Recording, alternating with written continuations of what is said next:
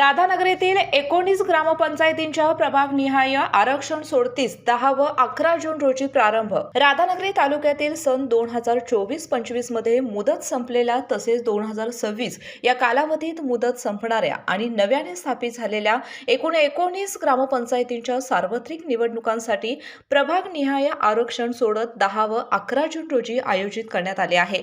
याबाबतचा आदेश प्राधिकृत अधिकारी तथा तहसीलदार अनिता देशमुख यांनी जारी केला असून हा कार्यक्रम राज्य निवडणूक आयोगाच्या आदेशान्वये राबवण्यात येणार आहे।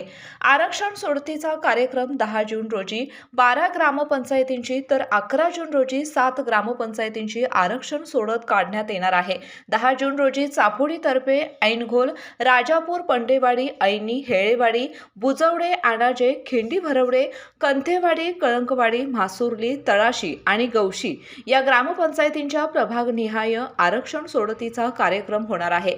तसेच 11 जून रोजी सावर्दे, बडाचीवाडी, नरतवडे, पनोरी, कोदवडे, बुरंबाळी, कोडोलीतर्फे असंडोली तसेच गुडाळवाडी या ग्रामपंचायतींच्या आरक्षण सोडतीची प्रक्रिया पार पडणार आहे। नियुक्त प्राधिकृत अधिकारी व सहाय्यक प्राधिकृत अधिकारी यांच्या मार्गदर्शनाखाली ही सोडत पार पडणार असून संबंधित ग्रामपंचायतींच्या सदस्य प्रभागांसाठी आरक्षण निश्चित करण्यात येणार आहे। या निवडणुकांसाठी इच्छुक उमेदवार व संबंधित नागरिकांनी उपस्थित राहावे असे आवाहन तहसीलदार अनिता देशमुख यांनी केले आहे।